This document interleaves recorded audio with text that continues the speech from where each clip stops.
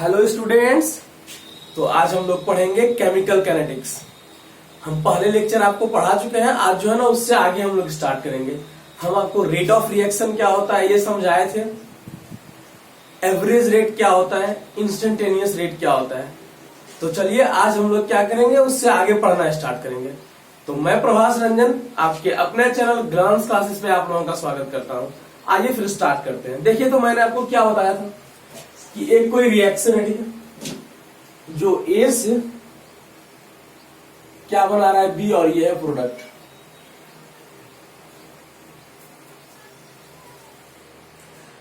आपको याद होगा कि हम पिछले लेक्चर में आपको पढ़ाए थे ना कि क्या होगा, ए का कंजम्पशन होगा। ए धीरे धीरे क्या होगा, कंज्यूम होते जाएगा। उसका जो कंसंट्रेशन है या फिर उसका जो अमाउंट है वो धीरे धीरे खत्म होते जाएगा। और बी जो है वो धीरे धीरे बी का फॉर्मेशन होते जाएगा, बी जो है ना बनते जाएगा। तो हम आपको लिखवाए थे कि the rate of consumption of A किस दर से खत्म हो रहा है। आप खाना खाने बैठे हैं ना, अभी हम देखे थाली में पूरा लेकर के बैठे हैं, कुछ देर के बाद थाली वाला पूरा खत्म। मतलब क्या हुआ कि आप जितना भी खाना खाने के लिए लेके बैठे हैं वो सारा कंज्यूम कर लिए आप। मतलब क्या हुआ कि जो उसका अमाउंट था वो धीरे धीरे घटने लगा है। तो हम आपको बताए थे कि जब भी जो है ना हम लोग क्या लिख रहे थे कि रेट ऑफ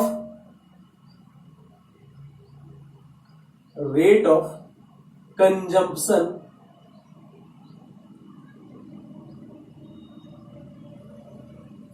ऑफ ए, इसका मतलब क्या था कि डिक्रीज इन कंसंट्रेशन ऑफ ए। हम लोग क्या लिखे थे, डिक्रीज इन कंसंट्रेशन ऑफ ए बटा टाइम, यही बात लिखे थे ना। ठीक, कंजम्पशन का मतलब क्या हो रहा है, देख रहे हैं कि ए बेचारा डिसअपियर हो रहा है। ए क्या हो रहा है, खत्म हो रहा है। और एपियर कौन हो रहा है, बी एपियर हो रहा है। आप क्या कीजिए, पानी को जो है ना फ्रिज में डालिए और आप देखते रहिए उसको। देखिए धीरे क्या होगा, धीरे धीरे पानी डिसअपियर होगा, पानी खत्म हो रहा होगा और बर्फ आइस जो है वो एपियर हो रहा होगा। तो क्या होगा, ए का कंसंट्रेशन धीरे धीरे डाउन होगा। मतलब क्या है कि ए डिसअपियर होगा और बी आपका जो है एपियर होगा। तो देखिए, तो अगर हम ऐसा बात करें कि रेट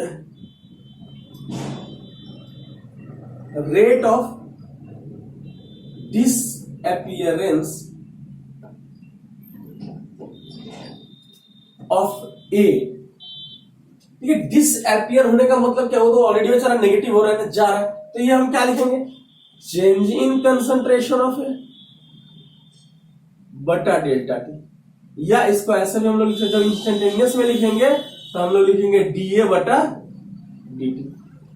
और जब हम तो देखिए, तो अगर ये बेचारा डिसअपियर हो रहा है तो एपियर कौन हो रहा होगा, द रेट ऑफ एपियरेंस। इसको हम लोग अब शॉर्टकट में क्या बोलेंगे, ROD, rate of appearance of B.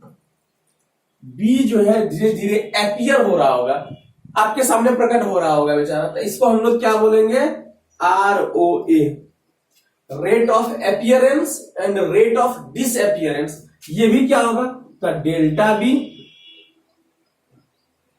बटा डेल्टा टी। या इसको हम लोग ऐसे भी लिख सकते हैं, डीए बाई डी। बात आ रही समझ में कि नहीं आ रही है, देखिए तो आपको पता होगा कि जो रेट ऑफ रिएक्शन की हम लोग बात कर रहे थे आर ओ ए का, तो हम लोग कैसे लिख रहे थे, तो ए का कंसंट्रेशन घट रहा है। अगर हम ऐसे बोले कि ये 2 से 3 भी बन रहा हो तो देखिए कैसे लिखिएगा, -1/2 into d a by d t. या आप क्या लिखिएगा, 1/3 into d b by d t. यही बात हो गई ना। अच्छा देखिए, तो इसको हम लोग रेट ऑफ रिएक्शन को ऐसे नहीं लिख सकते क्या, देखिए तो 1/2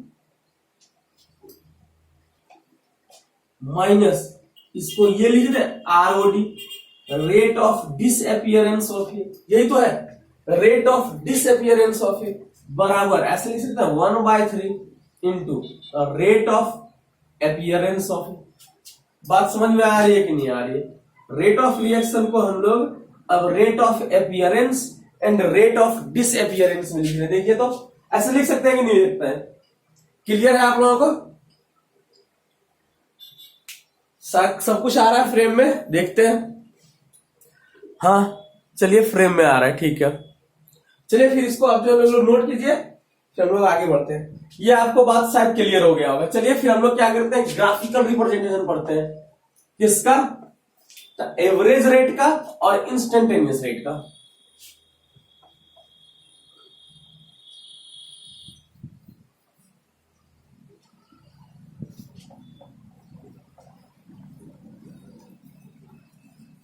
देखो हम लोग क्या पढ़ रहे हैं, स्टार्ट करेंगे क्या, ग्राफिकल रिप्रेजेंटेशन। ग्राफिकल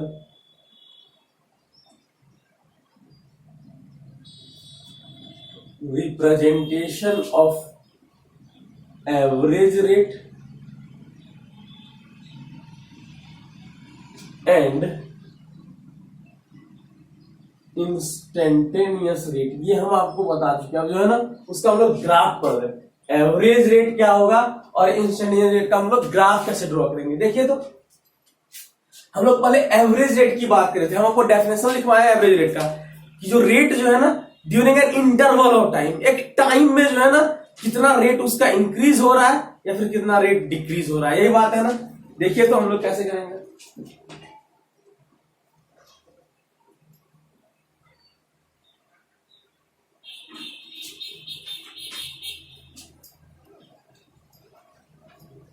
ये क्या होगा, ए का कंसंट्रेशन डाउन हो रहा होगा, यही बात है ना। अगर मान लीजिए ए से यहां बी बन रहा है, तो ए का कंसंट्रेशन धीरे धीरे क्या हो रहा होगा, डाउन हो रहा है। इस पर हम लोग टाइम को ले रहे हैं और इस पर हम लोग कंसंट्रेशन को ले रहे हैं, मतलब सांद्रण को बात आ रही है। और इसको हम लोग हिंदी में क्या बोलेंगे, तो आलेखीय निरूपण किसका, औसत दर और ताक्षणिक दर का, यही बात है ना। या औसत वेग बोलिए या ताक्षणिक वेग बोलिए।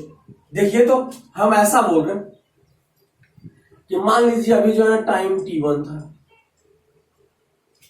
देखिए तो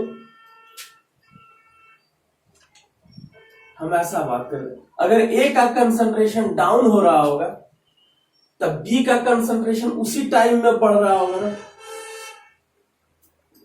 बी का कंसंट्रेशन उसी टाइम में जो है ना बढ़ रहा होगा। ऐसे खींच रहे हैं इसको, ठीक है। यहां पे टाइम आपका क्या था, t1 है, तो यहां पे ए का कंसंट्रेशन a1 है। अब देखिए तो थोड़ा देर टाइम बढ़ा और टाइम यहां आ गया, ठीक है। अब देखिए क्या हो रहा है, तो t2 टाइम पे ए का कंसंट्रेशन घटा ना, घटा कि नहीं घटा, हमको ये बताइए। अगर हम यहां से एवरेज रेट की बात करें, एवरेज रेट की बात करें, तो एवरेज रेट क्या हो जाएगा, देखिए तो एवरेज रेट क्या होगा,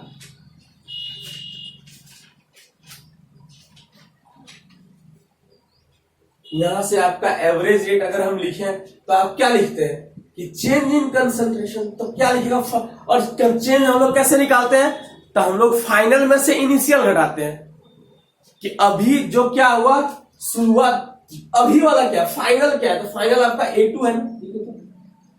कंसंट्रेशन क्या है, A2 माइनस क्या लिखेगा, कंसंट्रेशन A1, और टाइम आपको कितना लग गया है, T2 माइनस T1 टाइम लगाया कि नहीं लगाया, ये बताइए। अच्छा देखिए तो आप कम में से ज्यादा घटा रहे तो नेगेटिव होगा ना। ये ए का कंसंट्रेशन जो है डिक्रीज हो गया होगा, थोड़ा देर के बाद ए का कंसंट्रेशन डिक्रीज हो गया होगा ना। तो A2 जो है ना, यहां हम ऐसे लिख रहे हैं कि A2 जो कंसंट्रेशन है ये लेस देन है आपका किससे, A1 कंसंट्रेशन से, है कि नहीं, हमको ये होता है। तो ये ऑब्वियसली है नेगेटिव आएगा, इसको लिखेंगे माइनस डेल्टा ए बटा डेल्टा टी। देखिए तो एवरेज रेट जो मेरा आया ये minus D delta A by d T आए। अच्छा देखिए, अगर हम बी के कंसंट्रेशन की बात करें, अगर बी का हम कंसंट्रेशन निकालें तो क्या होगा, देखिए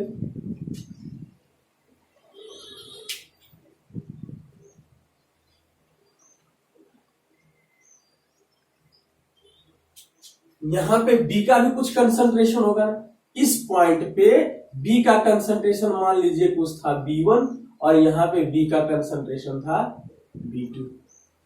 अब बताइए, तो अगर हम बी की बात करें, एवरेज रेट किसका, ये तो एवरेज रेट ऑफ कंजम्पशन है ना, ये जो है ना डाउन हो रहा है बेचारा। अगर हम यहां बात करें तो देखिए, तो अगर हम एवरेज रेट की अगर हम बात करें तो क्या लिखेंगे हम लोग, B2 minus B1 divided by T1 minus T2 minus T1, ये बात है। ये क्या होगा आपका, ये तो नेगेटिव आएगा ना, तो delta b by delta t, यही बात है। तो हम लोग इसीलिए जब एवरेज रेट की बात करेंगे, एवरेज रेट का जब हम लोग बात करते हैं तो क्या आता है, देखिए तो माइनस डेल्टा ए बटा डेल्टा टी बराबर क्या होगा आपका कंसंट्रेशन ऑफ। और एक बात आप ध्यान दीजिए कि हमेशा एक दूसरे के बराबर होगा। क्यों भाई, क्योंकि जितना ए कंज्यूम हो रहा होगा ना, जितना ए बेचारा टूट रहा होगा उतने ए बन रहा होगा। ए का फॉर्मेशन जो है ना उतना ही हो रहा होगा जितना बी जो है कंज्यूम हो रहा होगा। जितना बी का कंसंट्रेशन डाउन हो रहा होगा उतना ही बी का कंसंट्रेशन जो है ना इंक्रीज कर रहा होगा। इसीलिए जब हम एवरेज रेट की बात करते हैं तो ये एक दूसरे के बराबर हो जाता है। बात क्लियर है कि नहीं क्लियर है, हमको ये बताइए। चलिए इसको नोट कीजिए, फिर हम लोग जो है ना इंस्टेंटेनियस रेट का जो है ना ग्राफ खींचते हैं कि इंस्टेंटेनियस रेट कैसे आएगा। चलिए बात क्लियर है, ठीक से दिख रहा है आप लोगों को, बहुत अच्छा, बहुत बढ़िया दिख रहा है। चलिए आगे बढ़ते हैं।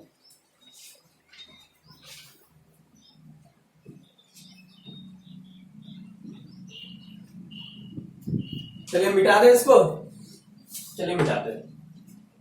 फिर हम लोग बात करेंगे अभी इंस्टेंटेनियस रेट का। देखिए तो इसका ग्राफ कैसे जा होगा।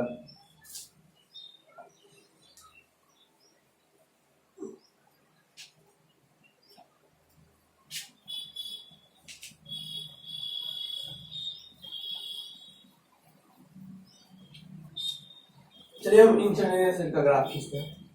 चलिए सबसे शुरू में हम ए का कंसंट्रेशन देख रहे हैं, और इंस्टेंटेनियस किसको बोलते हैं ये हम आपको बहुत बढ़िया से समझा चुके हैं, इसलिए दोबारा आपको जो है ना ये समझाना नहीं पड़ेगा, क्योंकि मैंने पहले भी आपको बता दिया है और फिर से मैं आपको बता रहा हूं। ठीक है, देखिए तो ए का कंसंट्रेशन क्या होगा, डाउन हो रहा होगा। तो चलिए ए का थोड़ा सा और डाउन करते हैं। ठीक है, ऐसे बना रहे हैं हम। बोले यहां पे आप जो है ना एक टेंजेंट ड्रॉ कीजिए किसी पॉइंट पर। यहां पे इधर क्या होगा, कंसंट्रेशन होगा, और यहां पे क्या होगा, टाइम होगा। ये बात आ रही है समझ में कि नहीं आ रही। देखिए तो इस पॉइंट पे मैंने एक टेंजेंट ड्रॉ किया। चलिए यहां से हम ऐसे खींचे, ये होगा क्या, थीटा। इस पॉइंट को हम बी बोल रहे हैं। अगर ये थीटा है तो ये किसको बताएगा, dt को, और ये बताएगा आपका dA को। क्यों, क्योंकि इधर कंसंट्रेशन किसका है, A का है। बात आ रही समझ में कि नहीं आ रही। तो देखिए तो अगर हम यहां बात करें देखिए तो tan थीटा, अगर हम यहां tan थीटा निकालें क्या लिखेंगे, minus D concentration of A by dt ना।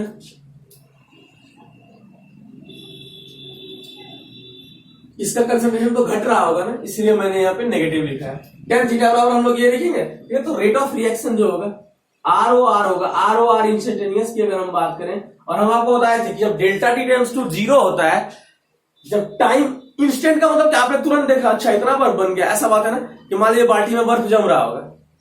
आप ऐसा नहीं कि बैठ गए दिन भर और देख रहे हैं, सुबह में 10 बजे से बैठे और 4 बजे तक देख रहे हैं कितना बर्फ जमा है, तब वो औसत रेट की बात करेगा।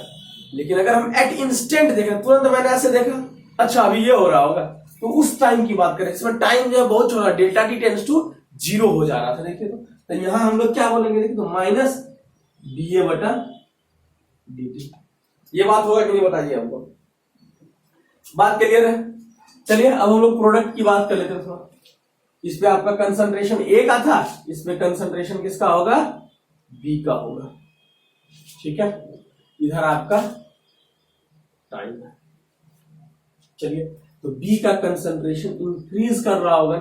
देखिए बी का जो होगा कंसंट्रेशन वो इंक्रीज कर रहा होगा। फिर से हम वही करेंगे, यहां पे एक जो है ऐसे करके टेंजेंट हम ड्रॉ करेंगे, तो यहां से ये ऐसे आएगा, थोड़ा सीधा होगा, ठीक ना। यहां मैंने टेढ़ा कर दिया है, थोड़ा सा इसको और डाउन कीजिए, ऐसे होगा। ये आपका होगा थीटा, और ये आपका क्या हो जाएगा डीबी, और ये dt। यहां से अगर हम टेन थीटा की बात करें तो क्या लिखेंगे, b concentration of b by dt। ये बात क्लियर हो रही है कि नहीं हो रही है? हमको ये होता है। फिर से अगर मैं आर ओ आर की बात करूं, आर ओ आर इंस्टेंटेनियस तात्क्षणिक वेग की, तो आप क्या लिखिएगा, माइनस डीए बाई dt, ये बराबर किसके हो जाएगा, डीबी बाई dt। इतना बात समझ में आई या नहीं आई, हमको ये बताइए। ये बात क्लियर है? तो ये जो है ऐसे इस तरह करके हम लोग जो है ना ग्राफ बनाएंगे, किसका, एवरेज रेट का और इंस्टेंटेनियस रेट का। आपको हम रेट ऑफ डिसअपियरेंस क्या होता है, रेट ऑफ अपीयरेंस क्या होता है, ये सारा समझा चुके हैं। चलिए फिर एक सवाल करते हैं, ठीक है, फिर आपको समझ में आएगा। मिटा दे, नोट कर लिया आप लोग, चलिए स्क्रीनशॉट लीजिए, मिटाते हैं और फिर एक सवाल करते हैं, फिर हम लोग आगे बढ़ेंगे।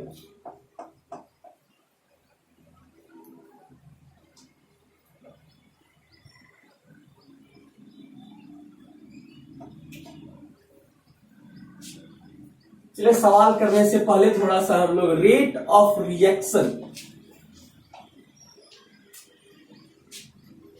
का यूनिट देख लेते हैं क्या होता है। Unit of rate of reaction, अभिक्रिया वेग या अभिक्रिया दर का एसआई मात्रक क्या होगा। देखिए तो हम क्या बात कर रहे हैं, unit of r o r. अब हम लोग जो है ना रेट ऑफ रिएक्शन, हिंदी में हम लोग इसको क्या लिखेंगे, अभिक्रिया वेग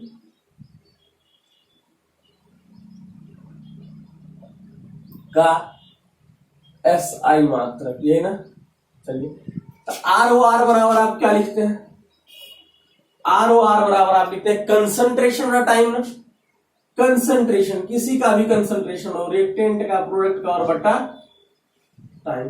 पता है हम लोग कंसंट्रेशन हमेशा मोल पर लीटर में उसको जो है ना व्यक्त करते हैं। जो कंसंट्रेशन को हम लोग एक्सप्रेस करते हैं वो किसमें करते हैं, मोल पर लीटर, माने एक लीटर में कितना मोल उसका है, यही बात है ना। एक लीटर में तो हम लोग क्या करेंगे, मोल पर लीटर में, और टाइम को हम लोग किस में लिखते हैं, सेकेंड में। तो देखिए तो इसका अगर हम यूनिट की बात करें तो क्या हो जाएगा, मोल बटा लीटर, और यहां क्या होगा, सेकेंड का पावर -1। इसको हम लोग ऐसे भी लिख सकते हैं, मोल लीटर का पावर -1, सेकेंड का पावर -1। बात आ रही समझ में कि नहीं आ रही है? कि रेट ऑफ रिएक्शन का जो एसआई मात्रक होगा वो क्या होगा, मोल पर लीटर पर सेकेंड। बात क्लियर है? मिटाएं इसको, फिर हम लोग सवाल करते हैं। बात क्लियर है कि नहीं क्लियर है? चलिए फिर हम लोग सवाल करते हैं।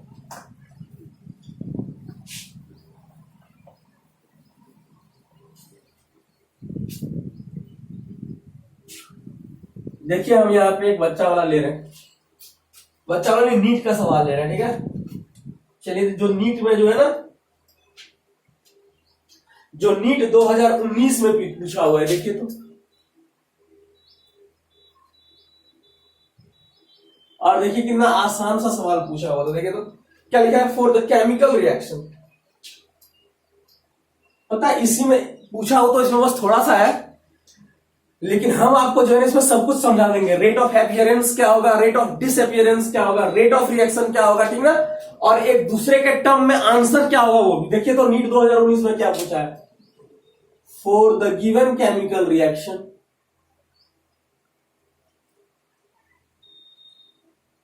गिवन केमिकल रिएक्शन, क्या रिएक्शन है एक बार देखते हैं। N2 गैस +3 H2 गैस, इससे क्या बन रहा है, NH3 गैस बन रहा है। देखिए तो ऑप्शन क्या दिया हुआ है, पहला ऑप्शन क्या है, -1/3 dH2/dt बराबर -1/2, यहां पे 2 होगा, dNH3/dt। दूसरा ऑप्शन देखिए इसका, देखिए तो दूसरा ऑप्शन क्या है, -dN2/dt, dN2/dt बराबर क्या लिखा है, 2dNH3/dt। तीसरा ऑप्शन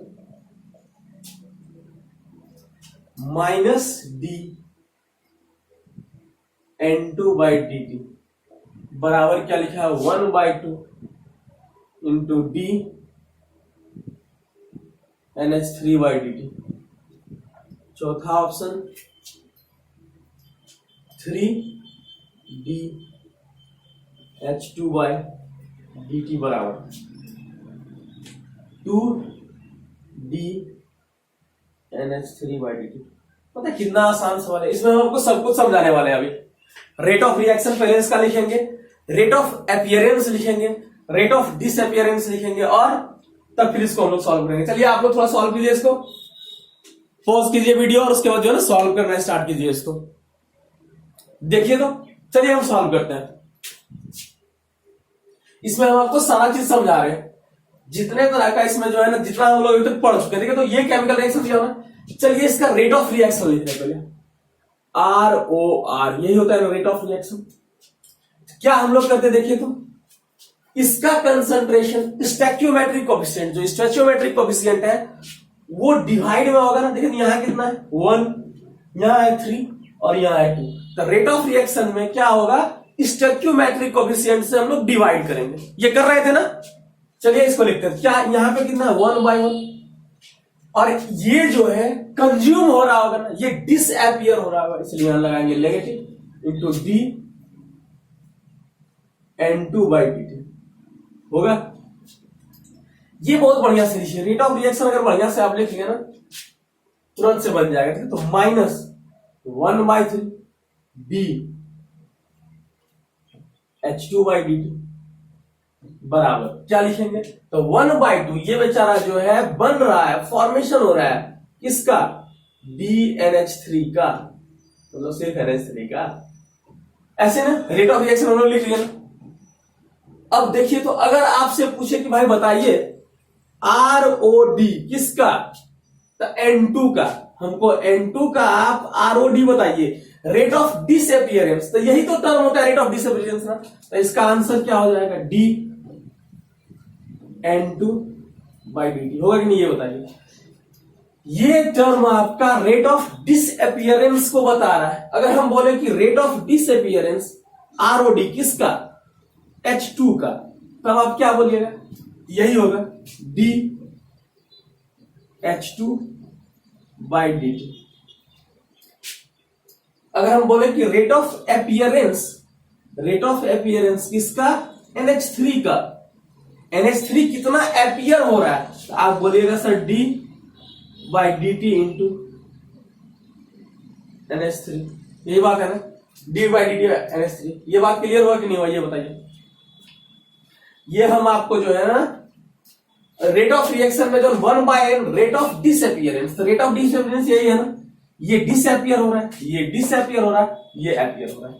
बात क्लियर है कि नहीं क्लियर है, और ये रेट ऑफ रिएक्शन है। चलिए तो अब यहां देखिए तो ये कौन सा आंसर, अच्छा N2 और DNH3 सब में हम रिलेशन देख रहे हैं। N2 और H2 में कहीं दिया है क्या, नहीं दिया हुआ है, नहीं दिया। चलो NH3, इसका मतलब है कि जब हम लोग जो ऐसा करते हैं, देखिए तो -dN2/dt बराबर क्या लिख सकते हैं, 1/2 इंटू dNH3/dt। यही बात है ना। तो यहां से अगर हम ऐसे लिखें dN2/dt, N2 और इसमें क्या लिखेंगे, -1/2 इंटू NH3 देख दिए कहीं ऑप्शन है क्या BN2। अच्छा ये माइनस वाला तो है, माइनस में इधर नहीं कर सकते, माइनस चलिए यही तो आ गया ना, ये आपका आंसर हो गया ना। देखो नीट 2019 में पूछा हुआ सवाल था, कितना आसान पूछा हुआ है, देख रहे हैं आप।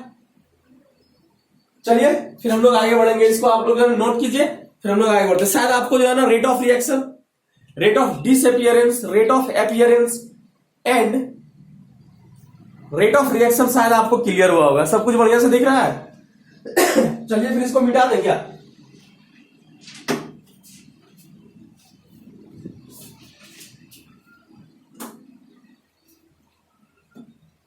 चलिए इसको मिटाते हैं, मिटा दें, चलिए मिटाते हैं।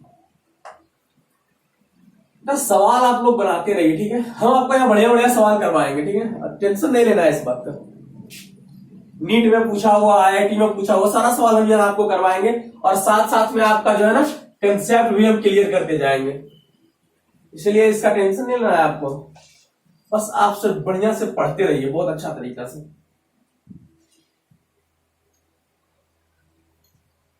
और कमेंट करके बताइए आपको वीडियो अच्छा लग रहा है या नहीं लग रहा है, और थोड़ा पढ़ाई भी कीजिए, ठीक ना, ऐसा नहीं बस वीडियो से पढ़ने वाला वीडियो है, थोड़ा सा देखे फिर जो नींद लगने लगा, और मूवी पूरा देखते हैं, कोई सीरियल पूरा देखते हैं, यही बात है ना। तो ऐसा नहीं होना चाहिए, ठीक ना, जो आपके काम की चीज है ना उसको आप बहुत बढ़िया से देखिए। चलिए तो अच्छा हम लोग बात उतना देर से कर रहे थे rate of reaction, rate of reaction. ये रेट ऑफ रिएक्शन हम लोग निकालेंगे किसका भाई, किस तरह के केमिकल रिएक्शन का रेट ऑफ रिएक्शन हम लोग जो है ना फाइंड कर सकते हैं। देखिए तो अगर हम बात करें कि किस तरह के केमिकल रिएक्शन का, देखिए तो 3 तरह का केमिकल रिएक्शन होगा, एक वेरी फास्ट रिएक्शन, एक वेरी स्लो रिएक्शन और एक मॉडरेट होगा। देखिए तो हम यहां किसकी बात कर रहे हैं कि वेरी फास्ट रिएक्शन,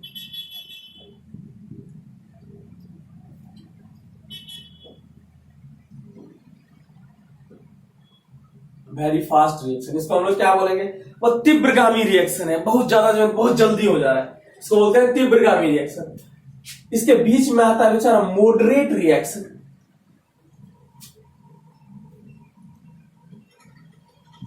और यहां आएगा slow reaction, very slow reaction. तो ऐसा रिएक्शन जो वेरी फास्ट और वेरी स्लो, इसके बीच में उसको हम लोग मॉडरेट रिएक्शन बोलते हैं। बात समझ में आ रही है। ठीक है, वेरी फास्ट रिएक्शन क्या बोलते, जितना भी आयनिक रिएक्शन है आपका, जितना भी आयनिक रिएक्शन है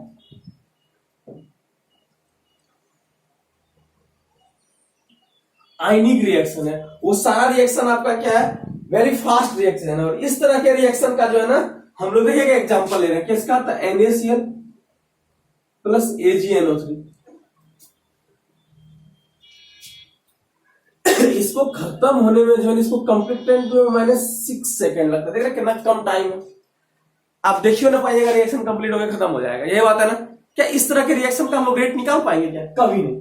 तो जो वेरी फास्ट रिएक्शन होगा हम लोग उसका rate can never be calculated. यहां हम लोग क्या लिखेंगे, ये क्या बनाएगा, देखिए तो NaNO3 बना देगा, NaNO3 प्लस AgCl, यही बात है ना।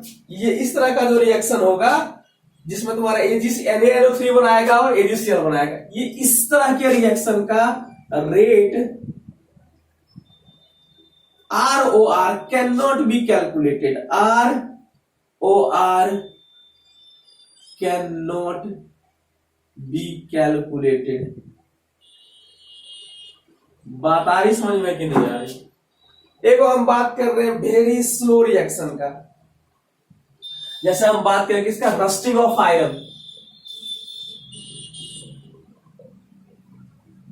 Rusting of iron. लोहा में देखते हैं ना जंग लगना, ऐसा नहीं कि अभी ला के लोहा रखा जंग लग गया, उसको छोड़ देते हैं आप जो है ना, भाई रहो पानी में रहो, फिर 6 महीना साल भर, ऐसा 1 साल के बाद जो है ना वो धीरे धीरे बेचारा ब्राउन कलर का होने लगता है, तो बहुत दिन लग रहा है ना। तो इस तरह के रिएक्शन का भी जो बहुत स्लो हो, इसका भी ROR हम लोग नहीं कैलकुलेट कर सकते हैं, जो बहुत। तो ऐसा रिएक्शन जो न तो ज्यादा स्लो हो और ना ही ज्यादा फास्ट होना, उस तरह के रिएक्शन का हम लोग रेट ऑफ रिएक्शन कैलकुलेट करते हैं। देखिए तो जैसे हम बात कर रहे हैं क्या N2 ये और 3H2 से रिएक्शन करके ये बनाया आपका क्या NH3।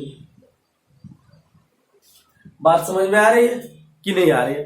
तो इस ये रिएक्शन देखिए तो इसमें क्या होगा, N2 का बॉन्ड टूटेगा, N और N के बीच में ट्रिपल बॉन्ड होता है, पता होगा आप लोग।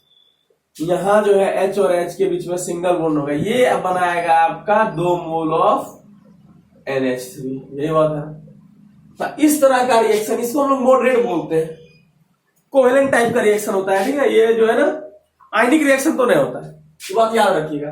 तो इस तरह के रिएक्शन का जो नहीं ज्यादा फास्ट हो नहीं ज्यादा स्लो हो, इस तरह के रिएक्शन का हम लोग रेट कैलकुलेट कर सकते हैं। नहीं ज्यादा फास्ट रिएक्शन, नहीं ज्यादा स्लो रिएक्शन। तो जो मॉडरेट रिएक्शन होगा उस तरह के रिएक्शन का हम लोग रेट ऑफ रिएक्शन फाइंड करेंगे और उसी के ROR की हम लोग चर्चा करेंगे, ROD का चर्चा करेंगे। और यहाँ पे इस ये जो चैप्टर हम लोग पढ़ रहे हैं केमिकल काइनेटिक्स, इसमें हम लोग मॉडरेट रिएक्शन का ही रेट निकालेंगे। बात क्लियर है? मिटा दें, बच्चा वाला चीज था, समझ गया। चलिए मिटाते हैं इसको।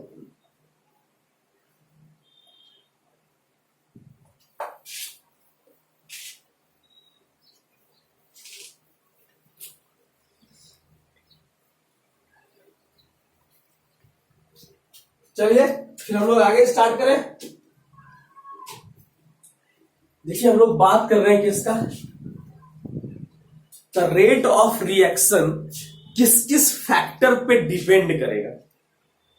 जो हम लोग यहां मॉडरेट रिएक्शन की बात कर रहे थे, इस मॉडरेट रिएक्शन का रेट किस पे निर्भर करेगा। आइए देखते हैं फैक्टर्स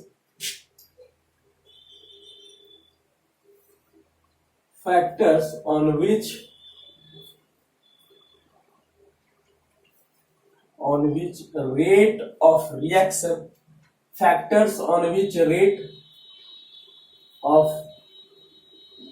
reaction depends।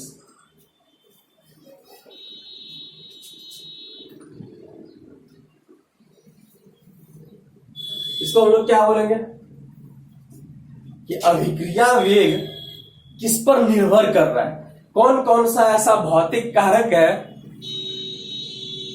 इसको हम लोग क्या लिखेंगे,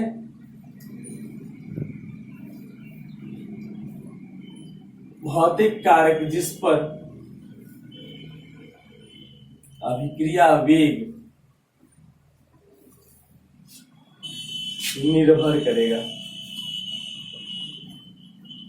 ठीक है, तो सबसे पहले जो छोटा छोटा चीज है ना उसको हम लोग समझते हैं कि किस पे जो है ना अभिक्रिया वेग निर्भर करेगा। देखिए तो पहला हम लोग किसका बात कर रहे हैं, नेचर ऑफ रिएक्टेंट।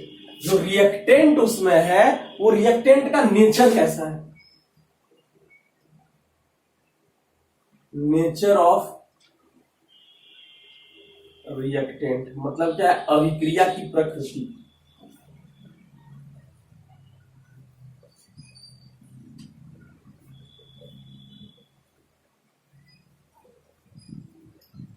कि वो जो है किस तरह का है। तो देखिए तो एगो आयनिक होगा, अगर हम पहला बात करें तो पहला हम लोग बात कर रहे हैं ये रिएक्टेंट या तो आयनिक होगा,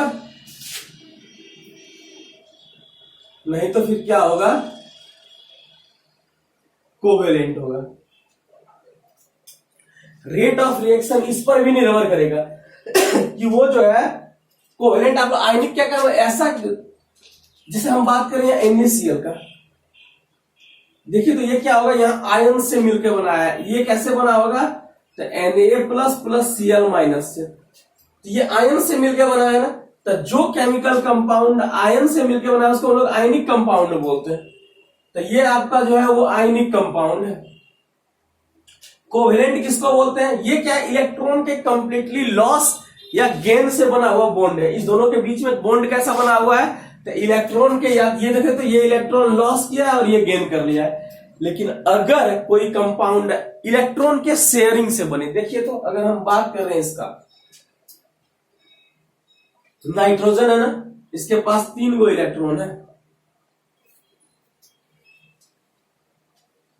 ये क्या करेगा, हाइड्रोजन, ये कंप्लीटली इलेक्ट्रॉन लॉस नहीं कर पाएगा, ये हाइड्रोजन के साथ बॉन्ड बनाएगा, ये दूसरे हाइड्रोजन के साथ बॉन्ड बनाएगा और ये तीसरे के साथ बॉन्ड बनाएगा।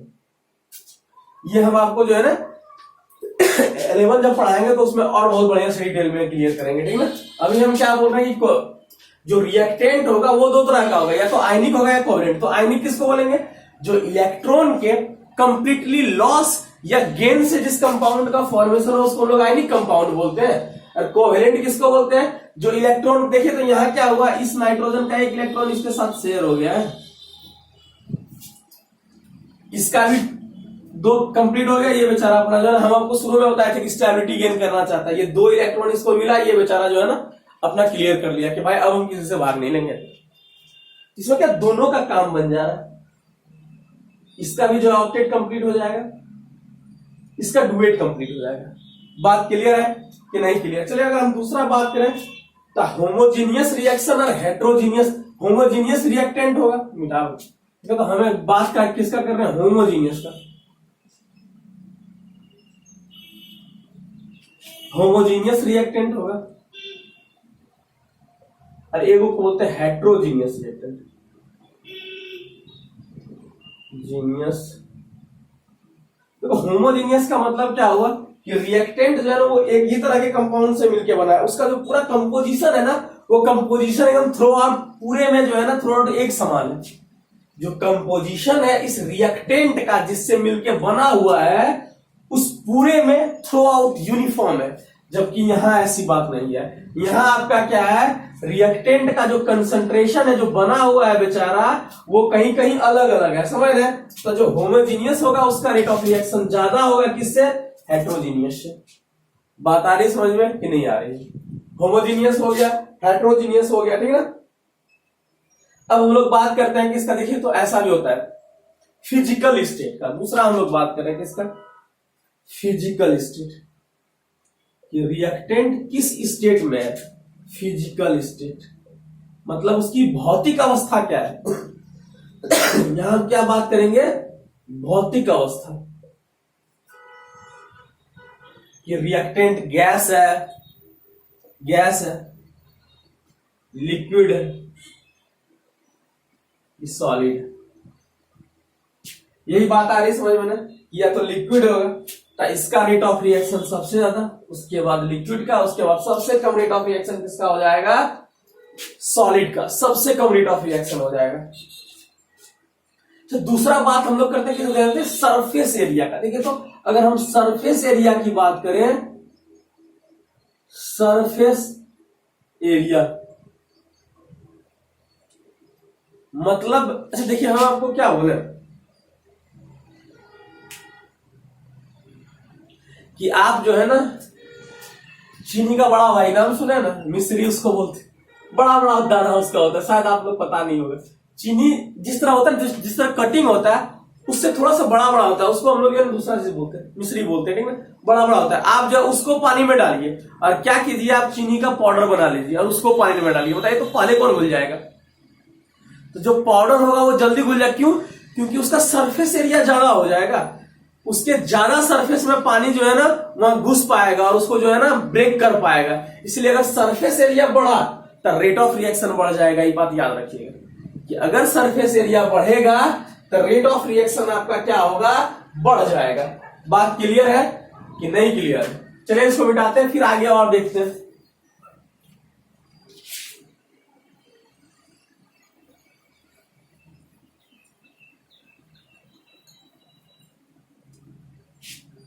अब हम लोग किसका बात कर रहे हैं, इंटेंसिटी ऑफ लाइट। चलिए ये भी एक फैक्टर है जिसपे आपका जो है ना रेट ऑफ रिएक्शन डिपेंड करता है। क्या, इंटेंसिटी ऑफ लाइट, इस पर भी जो है आपका रेट ऑफ रिएक्शन जो है वो निर्भर करता है। देखिए तो कैसे, तो हम बोल रहे हैं फोटोसिंथेसिस का नाम सुने हैं, प्रकाश संश्लेषण, जिससे पेड़ पौधा हरा जीव जो है ना वो अपना खाना बनाता है। देखो लाइट जब रहता है तो वो ज्यादा खाना बना पाता है, लाइट जब नहीं रहता है तो नहीं बनाता। इसका मतलब क्या है, मान लीजिए क्लाउडी डे आ गया और सनी डे, क्लाउडी का मतलब क्या, बादल वाला दिन है, उसमें क्या होता है, उसका जो खाना बनाने का रेट है ना वो घट जाता है। जब सनी पूरा डे है तो उसमें क्या करेगा, वो ज्यादा खाना, क्यों, तो लाइट का इंटेंसिटी, लाइट का जो इफेक्ट हो रहा था जब ज्यादा है तब फोटोसिंथेसिस ज्यादा हो रहा है। अगर लाइट कम है तो वो कम होगा। देखिए तो इसका एक रिएक्शन का ये भी एग्जांपल होता है, क्या, H2 प्लस Cl2, ये क्या होगा, ये इंटेंसिटी पर डिपेंड करता है, ये 2HCl बनाएगा। मतलब अगर आप हैवी लाइट दीजिएगा ना तो रिएक्शन जल्दी होगा, अगर धीमा धीमा अंधेरे में अगर इसको कीजिएगा तो रिएक्शन वही है, इसका रेट ऑफ रिएक्शन बहुत कम होगा, बहुत देर से होगा। लेकिन अगर इसी को आप जो है ना लाइट में आगे कीजिए, सन वाला लाइट में, ये रिएक्शन जो है ना जल्दी होगा। बात आ रही समझ में कि नहीं आ रही है? उसके बाद कैटेलिस्ट, अगर हम बात करते हैं किसका, कैटेलिस्ट का, देखिए तो ये भी फैक्टर है, ये भी फैक्टर है, कैटेलिस्ट। इसको हम लोग क्या बोलते हैं, उत्प्रेरक बोलते हैं हिंदी में इसको, उत्प्रेरक। पता है इसका काम क्या है, कि केमिकल रिएक्शन में भाग नहीं लेगा, लेकिन क्या करेगा, केमिकल रिएक्शन का जो रेट है ना उसको या तो इंक्रीज कर देगा नहीं तो डिक्रीज करेगा। ये कैटलिस्ट का काम क्या है, कि कोई भी केमिकल रिएक्शन के रेट को या तो इंक्रीज करेगा नहीं तो डिक्रीज करेगा। तो ऐसा कैटलिस्ट जो किसी रिएक्शन के रेट को इंक्रीज कर दे, उस तरह के कैटलिस्ट को हम लोग क्या बोलते हैं, पॉजिटिव कैटलिस्ट बोलते हैं। और एक ऐसा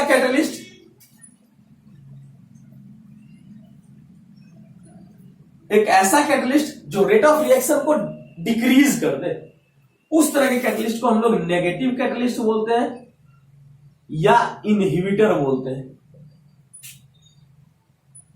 इनहिबिटर यही बोलते हैं, इसका नाम क्या है आपका, इनहिबिटर है, जो नेगेटिव कैटलिस्ट है। तो कैटलिस्ट का काम क्या है, रेट ऑफ रिएक्शन को इंक्रीज करना या रेट ऑफ रिएक्शन को डिक्रीज करना without take part in chemical reaction. बात क्लियर है? उसके बाद आता है क्या आपका कंसंट्रेशन, वो तो पढ़े रहे। उसके बाद जो फैक्टर आएगा वो क्या आएगा, कंसंट्रेशन। इसको हम लोग सांद्रण बोलते हैं। और उसके बाद आएगा टेम्परेचर। तो ये जो पूरा चैप्टर है ना, इसमें हम लोग यही कंसंट्रेशन और टेम्परेचर की बात करेंगे। जब हम आपको आर्हेनियस इक्वेशन बताएंगे ना, तो वो उसमें रेट ऑफ रिएक्शन जो है, या रेट कांस्टेंट टेम्परेचर पर कैसे निर्भर कर रहा है ना, ये हम वहां आपको बताएंगे। और आप शुरू में तो देख ही रहे कि जब भी आप रेट ऑफ रिएक्शन लिख रहे थे, देखिए तो आप अगर रेट ऑफ रिएक्शन लिख रहे हैं, ROR लिख रहे हैं, तो ROR आप कैसे लिख रहे थे, ये जो है निर्भर कर रहा है क्या, इनिशियल कंसंट्रेशन ऑफ A/D, यही बात लिख रहे थे। तो ये rate of reaction depends upon initial concentration.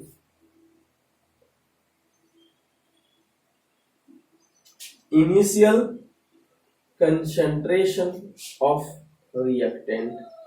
बात आ रही समझ में कि ये रेट ऑफ रिएक्शन अभिक्रिया वेग या अभिक्रिया दर क्या है, तो निर्भर कर रहा है शुरुआत वाला कंसंट्रेशन पे।